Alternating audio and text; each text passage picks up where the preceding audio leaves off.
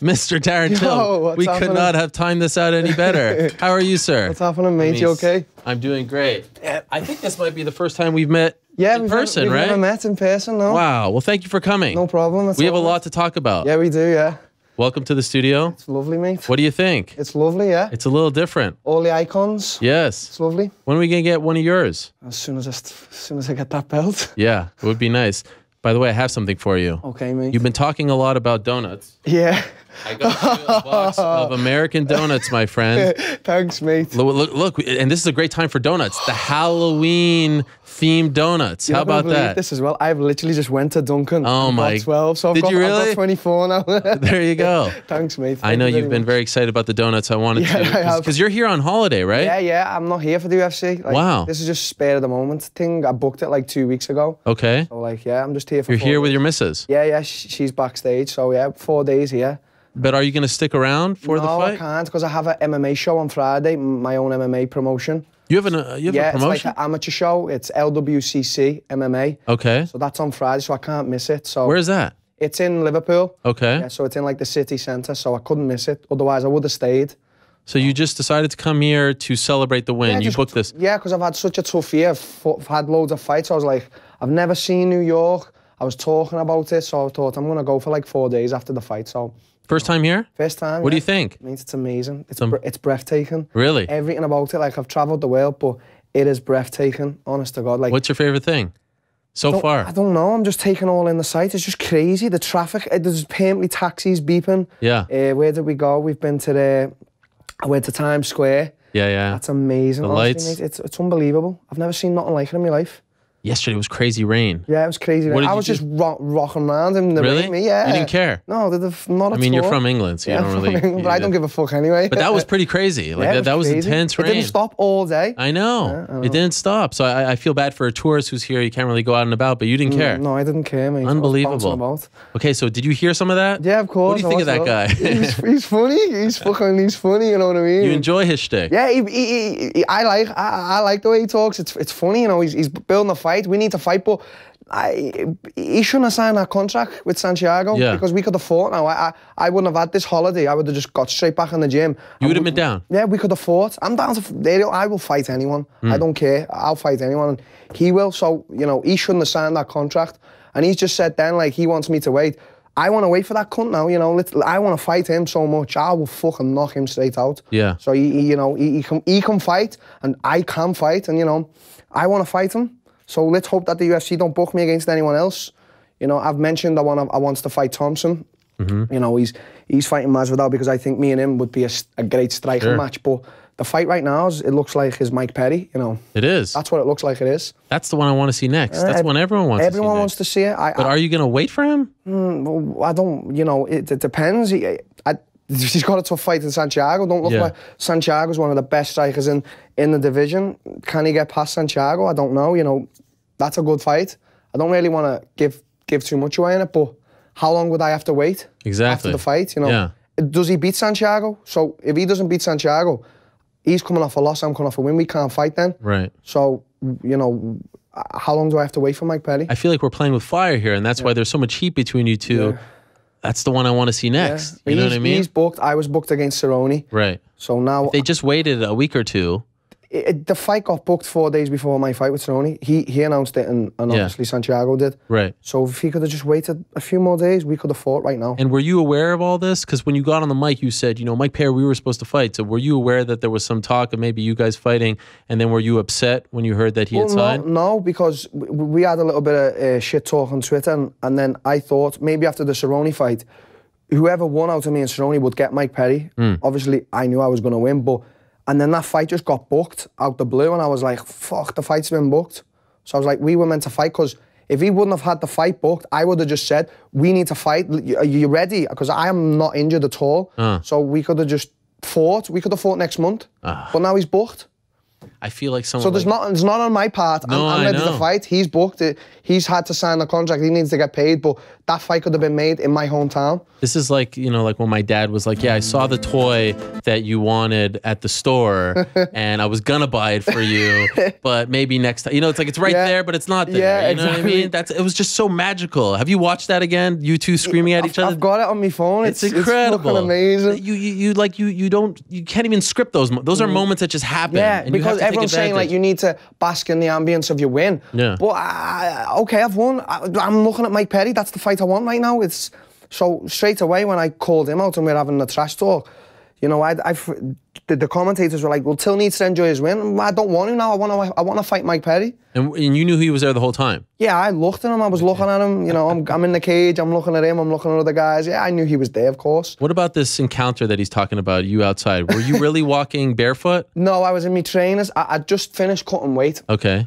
I'd finished, and the sauna was over the other side from the hotel. Okay. So I'm walking with all my guys, and I seen him, and I was like, we're going to talk to each other, because obviously we were talking to him. He's like, it's cold, and I was like, I don't give a fuck, I'm on weight and that, and he's like, good for you, just don't get sick and that, and I'm like, thanks, like, we didn't even talk shit. He was worried about me health. Wow, he really cares about you. Yeah, he must care about me, you know. But you weren't barefoot? No, I wasn't barefoot. Okay. He said that you had to get a tetanus shot. I think he meant tetanus shot. But tetanus. He's great. He's boss. By the way, how much you weigh right now? Oh, mate, what do you think? I'm a little big. big. Know. I don't want to insult you. I reckon about 94, 95 kg. Yeah.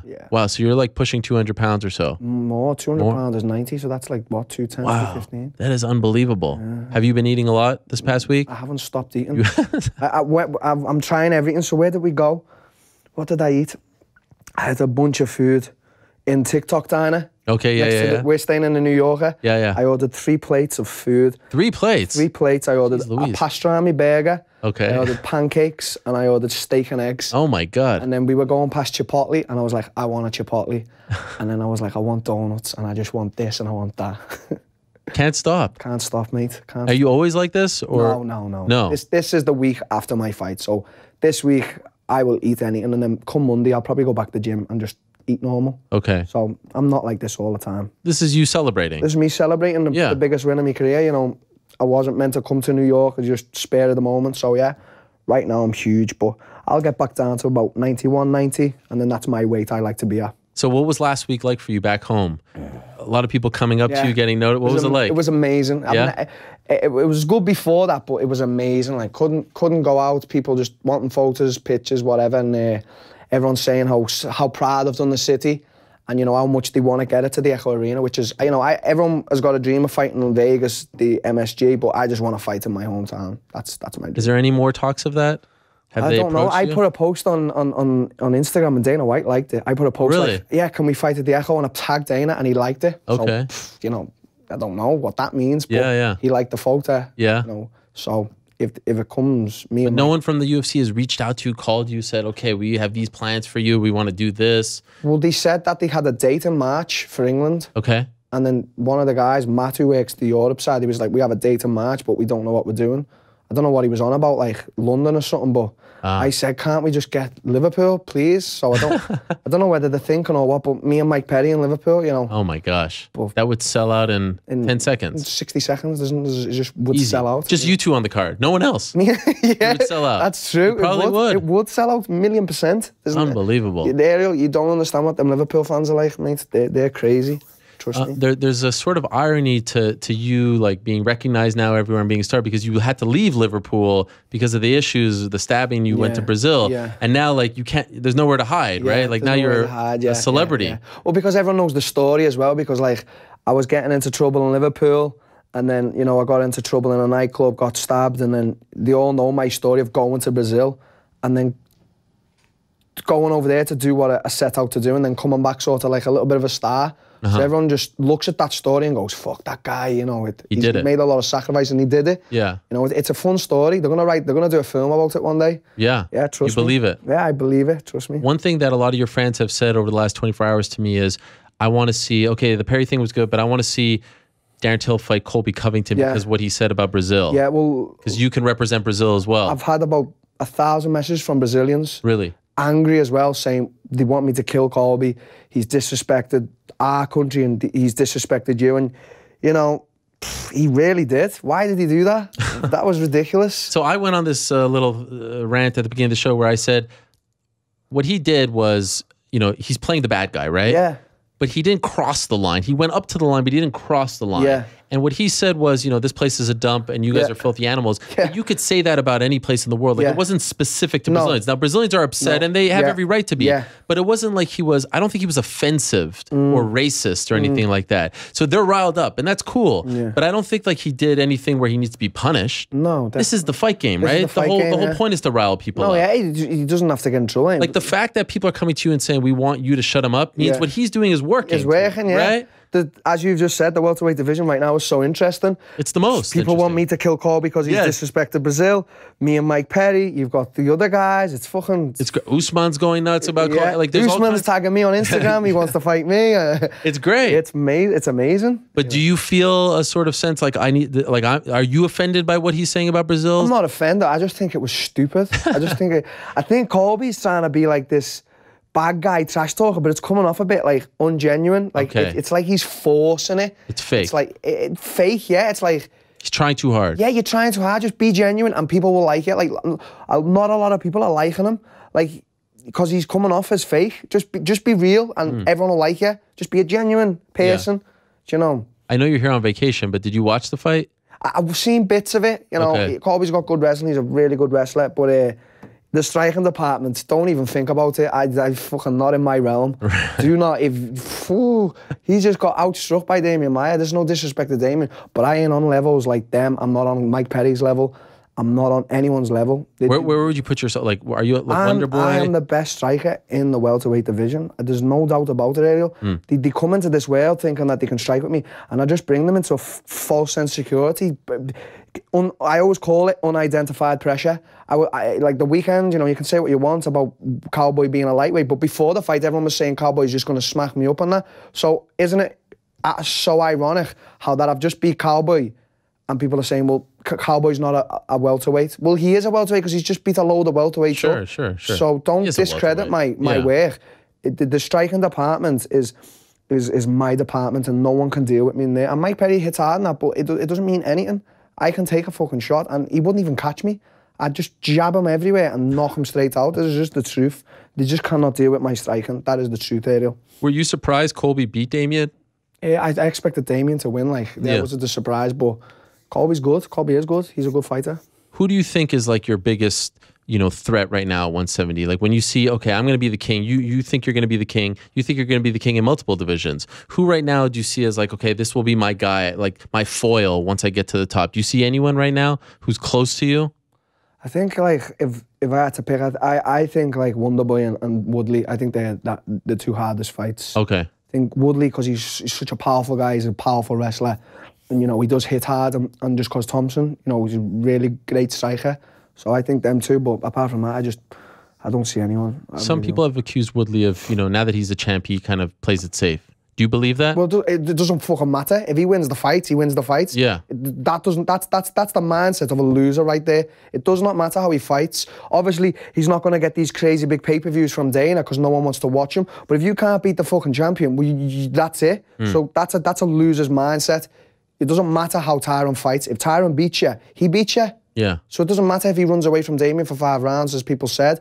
He won the fight, so he won. But do you think there's truth to it? To which? To playing it safe? Well, yeah, there is. Yeah. But as I've said, I'm not Tyron Woodley. Yeah. When I go out there... Would you do that? I just go out to fucking fight. I don't give a fuck. I don't go out thinking, shit, well, I need to be safe and just try and grind a 5-round win out here. I don't think like that. I just go out to strike and fight. Like, my area is not wrestling or jiu-jitsu. My area is fucking hating people. That's my area. I get a thrill of fucking hating people and getting hit back. So for me, I don't think about them things. But all these people saying, well, he's playing it safe. You know, even Dana said it doesn't really matter because he's winning the fights. Right. Obviously, Tyron's not going to become a big draw fighting like that, but he's still a champ. No one's been able to beat him. That's my mindset. You started this when you were like 12 years old? Yeah, like 12, 11. When was your first fight? 15? First professional Muay Thai fight was 15, yeah. How'd you get a professional fight at 15? I don't know. I think we said I was 18. Oh, really? Yeah. Who's we? Me and my coach. Would your parents around? Yeah, they were around. What'd they say about it? They didn't have a say in the matter. I was going to do what I was going to do. Really? Yeah. You were that kind of kid? Yeah, I was that kind of kid, yeah. Like your dad says, I don't want you to do this. Well, no, he was all for it, but like, you know, my mum was like, you know, I think at the start, no one ever really, because I used to say, I don't want to go to school, I don't want a job, I'm going to be a professional fighter. I'm going to be the best, yeah. And how old were you when you were saying this? I was, as soon as I started in the gym, like 11, but then when it come real from fighting like 15 professionally, I was literally like, this is my life and I will be the greatest in it. And you know, everyone, it goes on one ear and goes out the other. But then when you start doing certain things, and up to this point now, people are like, fucking hell, he said that 10 years ago. Why didn't we listen to him? Wow. So like, who inspired you to start saying this? Like, are you a kid, you see something on TV and you're like, wow, I want to be that guy? No one. How did it start? Where did the dream come from? Just in the gym. Who introduces you to martial arts? My dad. Your dad? Yeah. Was he a martial artist? No, he wasn't. He just took me down to like the local Muay Thai gym and left me to it. Were you like a troublemaker? Yeah, I was a trouble kid. Like, okay. You know. What were you doing? Just a trouble kid, you know, just getting into trouble. Getting into fights? Getting into fights. Fucking stealing from the shops. Really? Yes, smoking weed. Oh, man. All that shit what kids do. You know, I was a trouble kid. I was hanging around with the wrong people. And why were you doing that? Just in the area, just the friends you grow up with. Just you don't know nothing else. Was it boring? Like you just were looking for excitement? No, you just do it. You with your mates, you get a plan and you say, let's go and rob the shop. Oh my God. So we went what are you robbing? Yeah, sweets. Okay. So are you getting caught? Got caught loads of times. I was a bad robber. What happens when you get caught? No, we got caught a few times by like the shop owners and that, and he'd try and get us and he'd run after us, but never got caught as in got caught and took to the police station. But yeah, I was like a bit of a trouble kid. But then like when my dad took me there, because I was such a tall kid, they threw me straight in with the adults class. So I'll never forget like sparring with the adults, and they used to give me a good kicking and hiding. And I used to go and I used to think, you bastards, like wait till I get bigger. And then when I started getting like 15, I was just taking the adults out. And I was really? Like, yeah, I was like... And they were going full force on you? Yeah, full force. They used to really take it out on me. And I was like, I used to go home overnight and I was thinking, I cried sometimes. I was like, you bastards, I'm going to get you all back. And I did. I got everyone. Same guys? Same guys. I got all of them back. I remember I used to just sit in the ring waiting for them. I was like, come on, let's get in my ring now. And I used to just fuck them up. And so you're like 11, 12, 13, 14, you're doing this. It's strictly Muay Thai? Yeah, it was always Muay Thai. Boxing, a little bit of boxing involved, but it was always like Muay Thai. When did you start to go into the other martial arts? 17, I spoke to, you know, Terry Etten, don't you? Yep. I sent him a message on Facebook and I asked if I could come down and do some private lessons. And he said yes. So I started doing like private lessons every week with Terry. And then he asked me, he said, why don't you start training here? And I said, okay, I will. Can I come? So he said, yeah, come to sparring tonight. So I went down to sparring and there was everyone on the mat, Terry Etten, Paul Kelly, Paul Sass, Paul Taylor. Wow. They were all there and they were just, it was like the Shark Tank, they were waiting for me. Oh my gosh. I was like, this is a setup. And did you know who they all were? Yeah, I knew them, but like... Were they UFC fighters at this point? They were UFC fighters, wow. Yeah. But I went down to the Muay Thai class sparring and I was like, this is a setup. And Terry fucking battered me. Really? Yeah, dropped me twice with body shots. Everyone was just trying to beat me and I was like, I'm the new kid, so they're trying to kill me. But they put you through the ringer? They wanted to see if you were tough enough? Yeah, they wanted to see if I had it. And, you know, I got through it. And how bad was it? It was bad. Really? Terry at that point was just an animal, you know. Oh my gosh. And he battered me, yeah. Were you annoyed that he did that, or did you understand why he did it? No, because I just went home. I was like, I will fucking get you back. Trust me. Wow. How long did it last? It's up till today. It doesn't stop. In Carbon, in Team Carbon, it just doesn't stop. You're permanently getting... Where's Assassin go these days? I haven't heard from him. He's in stock marketing. Oh, really? He's making a fortune. Really? Yeah. Wow. Private jets, here, there. You're kidding? No, swear to God. He's actually smart. He got out. He got out. Really? Yeah. So no more training? He comes now and then, but I don't think he'll fight again. Can't be bothered. No. Really? Private jets, all that? Private jets. He's killing it. He's killing it. Smart guy. Yeah, smart guy. Wow. Hats off to him. Did you see a colleague of mine, Peter Carroll, who I know you've talked to, spoke to Paul Kelly on his one day out? Did you see the article? Yeah. It was amazing. What was that like to read that stuff that he was saying about you? Yeah, because like when I say I don't have idols on that, I don't, but like I look up to all them guys, Paul Kelly, Terry and that, because I come through the gym and they were all the big stars in UFC. Yeah. Just to see him saying that about myself is, you know, it's overwhelming. And obviously we all know the position Paul's in, he's in jail. So just to see him have the time to do that, it's fucking overwhelming. I couldn't imagine what it was like for you before your fight to read that. Yeah, I read it before my fight. Right. 2 days before. Yeah. Did it get you emotional? Yeah, it did, because I was like, wow, I got shivers in that. I was like, fucking hell, like, is that what he thinks of me? Yeah. You know. When's the last time you talked to him? 2 days ago. He's WhatsApping me in jail. How? You tell me here. So you've kept in contact with him? Yeah, all the time. What the heck? I know. Really? Yeah, he's Qual's a good friend. He's close.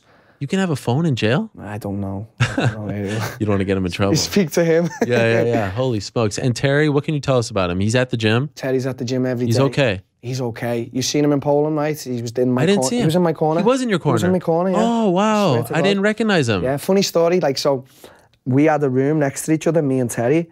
And like, I keep telling everyone this, every 5 minutes, Terry would knock on my door, all excited. He would run in and he'd be like, I can't wait for your fight, I can't wait for your fight. And then he'd run back out. That's it? And then he'd do it again 5 minutes later, and then he'd just keep doing it. I was like, he's so excited for this, because it was a little bit of historic, because I'm the first Scouser to ever main event at UFC. Of course. He was so excited. And he was part of the camp area. Like, he beat me up every day for the camp. So he's okay? He's okay, he's fine. What happened? I don't know. Life just gets to you sometimes. Right. I think, you know, I've never spoke to him about it. You know, it's not my place really, but he's fine in the head, and, you know, we all go through a little bit of tough times. Whatever happened. Did you visit him in the hospital? No, I didn't. How come? I don't. He was only in for 2 days, and that's it. Yeah. After getting hit by a bus. Yeah, tough guy, mate. Tough guy. He didn't have any marks or anything. Apparently, like, hit the bus head first, and his face was fine. But I don't think Cole wanted me to visit him or not, and we just let Terry come to the gym, and like 2 weeks later after it happened, he came to the gym. Okay. So Cole... You never addressed it though? No, I've never addressed it. I'd rather not. Okay. You know. What was it like for you to be the first Scouser, Liverpoolian? What do you prefer, Liverpoolian or Scouser? Scouser. What is Scouser? Like, where does that word come from? I think that if I'm right with my history, when the Scousers came from Ireland, emigrated to Liverpool, they used to make, it was called a pan of scouse, and it's like a pan of stew, you know, stew. Yeah. But it's different because we put beetroot in the stew, and dumplings and whatever, and it was called a pan of scouse. So I think that's where it comes from, if I'm right with my history. Okay. I think I am right. People will correct you, by the way. Hopefully, if I'm wrong, but I think I am right. Okay. So you prefer Scouser over Liverpoolian? Scouser, yeah, I'm a Scouser. Why do you prefer, is there a difference? Liverpoolian's sort of like a guy who supports Liverpool. Because we have two teams, and I support Liverpool, but I'm all for What's two teams. What's the other one? Everton? Everton, yeah. They're right next to each other as well. I grew up in the middle of the stadiums, like my street. It was really? Yeah, in Walton. But like Liverpoolian is someone who supports Liverpool. A Scouser, everyone in Liverpool is a Scouser. Okay. So, I never knew that. So Liverpoolian is only someone who supports the Liverpool football club. You can call any guy a Liverpoolian, but more or less, yeah. Interesting. Yeah. And you got to go to the stadium recently. You were walking on the pitch. Well, I actually played football at the stadium one time when I was a kid. Yeah, I used to play football, yeah. Wow. And they picked a group of lads out of all leagues in Liverpool to play like the special 11, and I was one of the guys. Holy smokes. Yeah, this was... Who'd you play against? Just another bunch of lads. And it was what was that like for a kid to play there? It was amazing. It was called the All-Stars team. It was fucking... Did you get to meet any of the guys? No, we just played. I think there was a few players, but I couldn't remember it. It was so long ago. Who's your favorite? Steven Gerrard. That's the guy, right? Yeah. Number 9? Was he number 9? Steven Gerrard was number 17. Okay. He had a few numbers, but 17 sticks out. That's your guy? Yeah. And he's retired, right? He's retired. I've just met him recently, first time in my life. Where? In Liverpool. Okay. Met him the first time. Just on the street? It was about like a sponsor. Him and this guy have got this company set up of water, Angel Water it's called. Okay. Revive, and they want to bring me on board. So I was able to meet like a legend. What was that like? It was amazing. You know? Did he know who you were? Yeah, he said he watched the fight and that, so I was like, whoa. Was this pre-Cerrone or post-Cerrone? Post-Cerrone, yeah. Oh, you just met him? Just met him. Oh my gosh. Yeah. Like a couple of days ago? A couple of days ago, yeah. Wow. He said he watched the fight. Yeah, he says like, I was jumping up and down. I was like... You're kidding. Don't say that to me. Steven Gerrard. Steven Gerrard. Everyone knows him. Everyone knows him. He's a legend in the city. Yeah. Legend. He still lives there? Still lives there, yeah. Him and his girlfriend. Holy smokes. Yeah. Could you imagine a fight there? I saw you were talking about an octagon in the middle. Yeah. Because like Anthony Joshua this past weekend, you see that 75,000 in Wales. People say boxing's dead. Boxing is not dead. It's amazing. Especially with Joshua around. But why can't they do that with someone like you? They can, Ariel. Listen, it's going to happen. Like, you do get certain guys saying they're the best and this and that. And people know when I say it, it's fucking true. And I believe it. And I say about the Echo Arena, And after the Echo, I'm talking Anfield. Like, I know all this will come true. This is what I know. It's no bullshit, I know. When I say I'm going to beat these guys, I know it. When I say I'm going to be champion in numerous divisions, I know it's going to happen. I'm not going to be a welterweight forever. Yeah. And people can say I'm arrogant or whatever, but it's not. It's just humble and confidence mixed together. I'm humble and I'm confident. There's certain guys, when they say these things, you're like, you know, it feels like... But with you, I have to admit it, like you could see you ramp up. Like, you really believe it. I believe it. My mind doesn't say, hang on, let's question that. My mind also believes it as I'm saying it. Everything about me believes it. You know, when I get fights booked or whatever, when I think about things, I just know it's all going to happen. You know, we could talk about the Conor McGregor manifestation. I probably do the same. You know, I'm not like Conor in any way, shape or form. He's his own man, I'm my own. Sure. I believe everything I say. And when I say it, I do it. And it's not like I say it and don't do it. Like, I train harder than anyone. I put the work in. You know, you can call me a kid or whatever.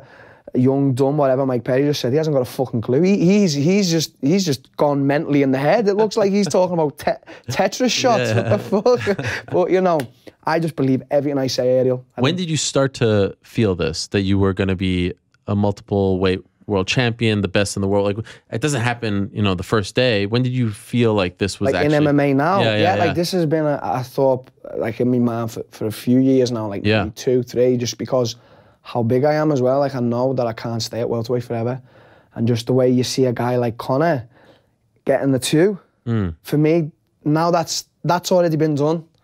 So now I need the 3. You need the 3. I need to beat him in that. And because when I say I want to be the greatest, I don't want people to question it and say, well, hang on, George St. Pierre, Conor, John Jones. I want people to say, well, Darren's at the top and they're all below Darren. That's what I see, and that's what will happen.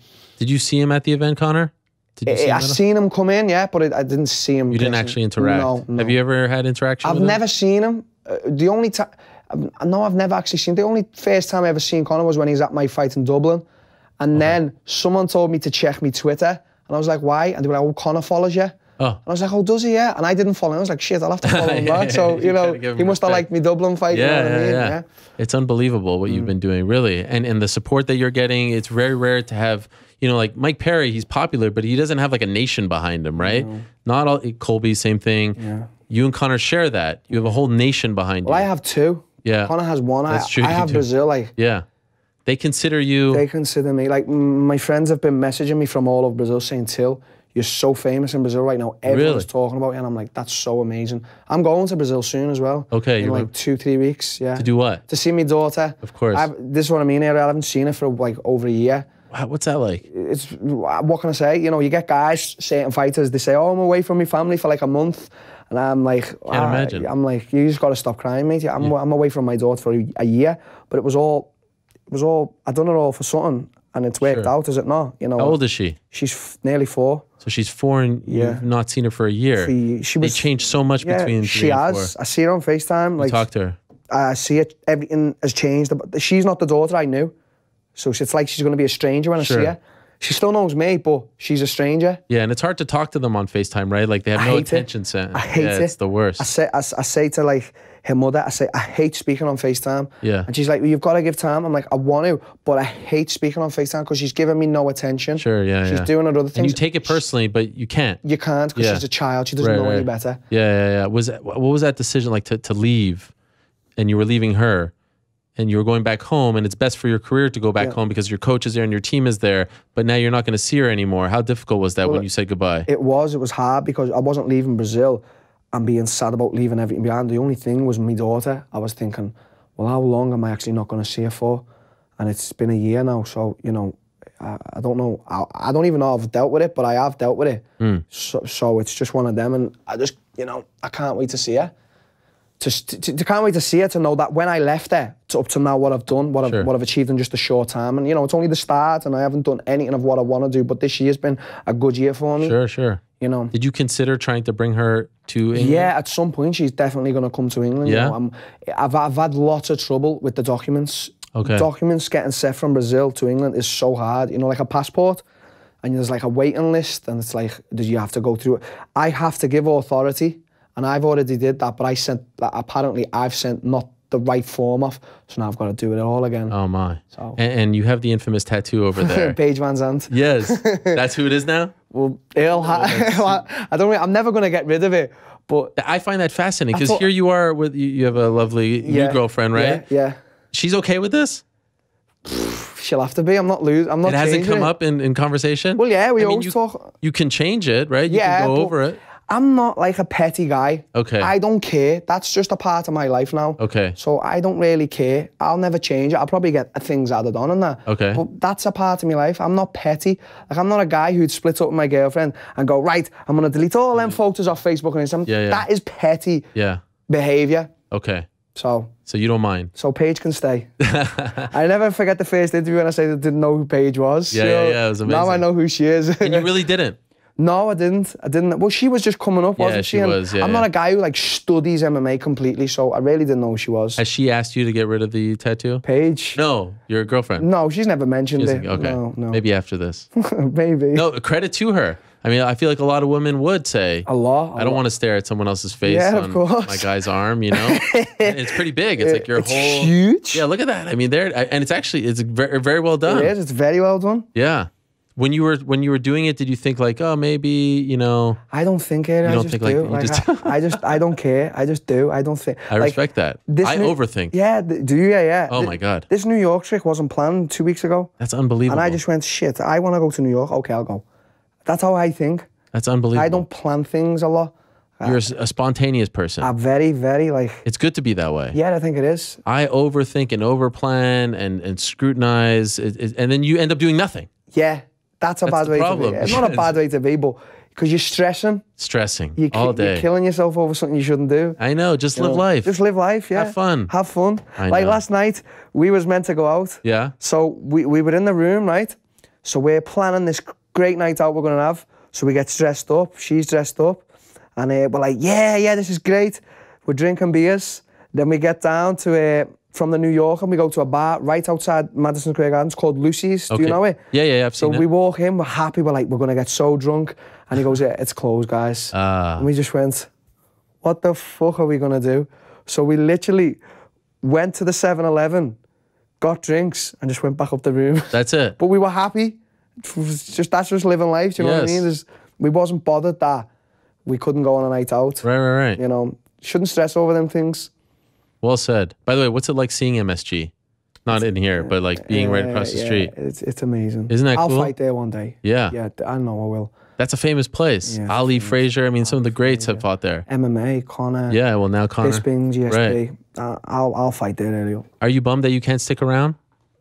Yeah, I am. I've had people come ask for photos. That's overwhelming. In New York? Yeah. Wow. Some guy chased me down in the shop. Wow. Out of breath. He just wanted a photo. One other guy. And then outside the New Yorker, a few guys. So that's fucking crazy. That's unbelievable. Yeah, You're surprised by it? Very surprised. Very. Like in my own town, okay, but New York. Yeah. And so you're a promoter for this organization? LW, what is it? LCC? LWCC MMA. Yeah. I'm like the face of the promotion. Oh, wow. And I have my partner, so we're doing an MMA show. And where's the event? It's going to be in the city centre in the Blackie, it's called. The Blackie? The Blackie. That accent is something else. Why do you guys sound different than the rest of England? I don't know. English people can't understand us. Yeah. So you've got Geordies from Newcastle. Oh, right. They're called Geordies. Yeah. You've got Scousers, and you've got the Scottish. Right. They're the three accents that you cannot understand. Yeah. So Scottish people, Geordies, and Scousers. Do you know why you guys do the... I haven't got a clue, mate. Is there something and I've actually tried to fight it? No, better mine a bit just for people who, you know, outside. Yeah. But it's hard. And then the best is when you do the Portuguese. Yeah, when the Portuguese is like Scouse and Portuguese. Incredible. Do the Brazilians love it as well when you talk like that? Yeah, they love it. It's just the best. They laugh their heads off so much. Because that was like when you came into the UFC, I was like rooting for you to win just so I can hear that in the post-fight interview. It's amazing. And then the last one, when I was talking about the president and that, the Brazilians were mad for that. Yeah, well, what were you talking about? I was just talking about how the Brazilians all want a guy in. It's called Bolsonaro. Okay. They want him president in 2018. Like 90% of the population support him. Yeah. And I also do. Okay. So that's why I just give like a little message to them. Wow. You're a political guy? No, but when I was in Brazil, I got like involved in it because of my coach, Marcelo. We lived together and he used to always talk about this. So I was like, I'm interested in this. I wanna see what's going on. Okay. So I ended up like getting a big interest for it. When your coach sent you to Brazil, why did you choose there? Because we already knew Marcelo. Okay. He lived in England for 5 years. Okay. Now he speaks Brazilian Scouse. Oh my God. So he's a Brazilian who speaks Scouse. He doesn't speak English. So if he speaks, he'd be like, what's happening, lad? He speaks Scouse. That's amazing. I swear to God. So he comes over too? He lived there for 5 years and he comes over sometimes, yeah. The guy who stabbed you, do you know who it is? No. You don't know? He's just off in the wind. Some guy. Yeah. You ever wonder who it is? They never caught him? I don't know. I never ever like talked to the police or anything about it. Like, you never did? No. Like, I just didn't care. You went to the hospital, right? I was in the hospital for like a week or two and like... It was almost next to your spine. It was... the doctor... What happened? You're at a club. I was at a club, a fight broke out. Yeah. With my mates, I seen it. Me being fucking crazy, I went over to try and confront about 20 lads. So we're fighting, and then on the cameras, you see while I'm fighting with the lads, this guy just comes up and just like stabs me twice in the back. Like, you want to see the scars? Oh, I'd love to. If you don't mind. Oh, wow. There you go. Holy smokes. So he actually stabbed me twice. Once, he stabs me and walks away, but I didn't feel nothing, so I carried on fighting. And he comes back around the club and stabs me again. Ah. Yeah. So like same twice. guy? Yeah, same guy. So he's seen that I haven't fell off the first one, and then tried to, and I didn't fall still. After the second? Still didn't fall. Carried on fighting for like 20 minutes after. Jeez. Against the dorm and everyone. And then obviously it got to me, the adrenaline, and I just fell. Okay. And but the doctor said to me, if it was any more closer, like that much to my artery, he said I would have died instantly. Oh my God. So that was a lucky night. And did you have any issues walking, or you just... Yeah, I was on crutches when I got out of the hospital. Okay. Yeah, and then obviously I couldn't train for like 4 months. But I was already in Brazil when I was all healed up. Okay, and that's when your coach says, go over there to No, these guys. as soon as I got out of the hospital, he said, go to Brazil right now. I know these guys, go there, it's better for your career. Yeah, right now, this is where you need to be because you've got too many distractions till. So just go. And I said, okay, coach, I believe in you. And how many fights into your career were you at that point? Not one. Oh, not one? No professional. Yeah, because the early fights are all in Brazil. And that's kind of how you got into the UFC on short notice because you were living in Brazil, right? I just fought 2 weeks prior to the UFC fight, short notice, against one of the ranked guys in Brazil. His name was Midnight. And I just knocked him out. It was a 5-round fight, by the way, for the title. So I knocked him out in the fourth. And that's when they said, short notice. And I was like, sound. Like, let's do it. Yeah. If you're not living in Brazil, you don't get that fight, right? No. Because of the visas and all that stuff. Exactly. So it's amazing that you being there got you in on that. I mean, I'm sure the opportunity would have come at some other point. Yeah, but just little crazy paths like that. Yeah. And you think, well, if this and that, you know what I mean? And it's amazing. Would I have got the Cerrone fight if it was in Brazil? Yeah. So that's how you got to think of things. That's incredible. So at this point, when do you think you'll fight again? Well, I wanted to fight again before the end of the year, but my coach told me, he said, you've had 3 fights. Maybe it's good to give your body a little break because camp was so hard. Maybe have a month off. I mean, this pisses me off because if Mike Perry wasn't signed, I would have fought him. Like this, and I know he's worked up as well. Yeah. I would have fought him. Like we could have fought. So he's booked, and I'm not waiting. Are you gonna train to see maybe like Ponzinibbio falls out? Will you do that sort of thing, or? Well, I'll just be ready. It's 3 weeks before the fight. I'll just have to, take care. I mean, it's like around Christmas time and all that. Yeah, but like. Actually, a little early. It's a little earlier. Yeah. I'm going, You're going to the fight? Yeah, the UFC are taking me. Oh, how interesting. So, Guest fighter? What? You're a guest fighter? Guest fighter, yeah. In Winnipeg? Yeah, Winnipeg. Oh, man. Have you been to Winnipeg? Never. Where is it? Canada? Canada, yeah. Oh, freezing in December. Yeah. So I've just been to Poland, New York, and Canada. Yes. That's a fucking good life. Yeah. How about that? So I'm there, yeah. Okay. When did that happen? My coach the other day just said, the UFC want to get you there. Oh, that's interesting. I was like, You'll be in the front. And then jump on. Are you going to return the favor? I won't jump on the case. I'll just do that. I'll just go, come on, let's get it on. Come on. Oh, man. That is my fight. That's the one I want to see. It needs to happen. You versus Mike, Colby versus Tyron. Let's figure that out. Yeah. I guess Usman's going to fight Emil Mek at this point. Yeah, well, they're fighting. Yeah. Even though Usman's calling me out. Yeah. Vicente has just called me out, hasn't he? Oh, yes. He just called me out. Did you see that fight? I've seen a fight. He's a good fighter. Yeah. He really is a good fighter. Specifically called you out? Yeah, because he knows he knows I'm the guy to fight, the striking. Right. If you want to be, the fans, Ariel, the fans want to see striking, what I bring. They want to see that. That's why my Instagram went from 16,000 to 94. Really? That's what my Instagrams went. No one's ever done that. Everyone usually goes up and stays. Mine just flew up because people want to see me. People know I'm real and people know I come to fight. Yeah. So Well, keep it up. Yeah, I will. And by the way, I owed you last week for the long distance call. That's part of the reason why I wanted to give you the donuts. All right. So I hope you'll enjoy them, and your lovely girl will enjoy them as well. I really appreciate it. I know you're on vacation, so for you to come in means a lot that you would take some time out. Thank you, Darren. I wish you all the best. Such a pleasure. Yeah, this has been a lot of fun. Enjoy New York. I will. If you need any tips, let me know. We're WhatsApp buddies. And I hope that you'll be back there sooner rather than later. Thank you very much. See you later. All right, safe travels home. There he is, Darren Till.